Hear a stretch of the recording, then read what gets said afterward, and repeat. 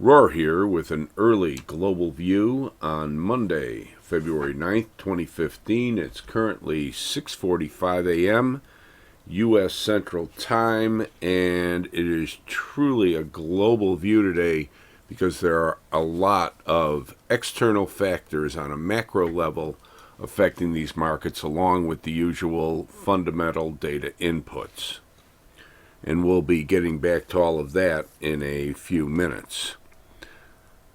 So, what does all this mean to the markets? Well, as we mentioned, Friday, after an employment number in the U.S. that was really very good, market was up, and it was actually back above the important old 260 area high from after the last employment report on January 9th. That was the big focus of our early Friday analysis.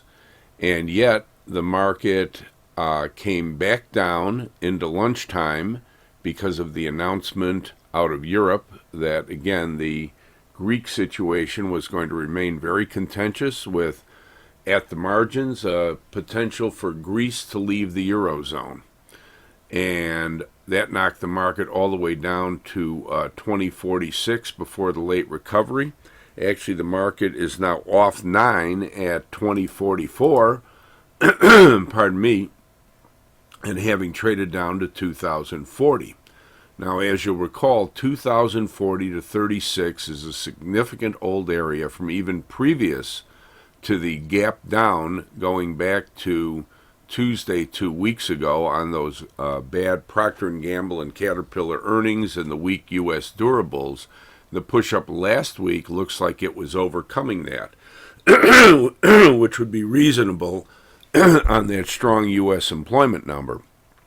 And therefore, it remains a very important area, which also, if the market takes, until later today into early tomorrow to get there, you also have some very interesting current uptrend support from the previous test of the major 1985 to 78 area that it leaked out through at the start of last week, and it's going to be very interesting to see if it gets below 2040 to 36, which is going to be, again, a key area, even moving out, especially, let's say, into tomorrow morning, when we actually have quite a bit more data coming up tomorrow, even going into the U.S. And the higher resistances, if it should push back out above 2060 once again, remain 2075 to 78, and the old all-time trading high at 2088.70. And the one thing we'll note, of course, also is that based on the weakness late Friday, the hourly MACD sunk back below its upper runaway band, an important sign that the undertone has indeed weakened. And that's pretty much it for the short-term view of the S&P 500.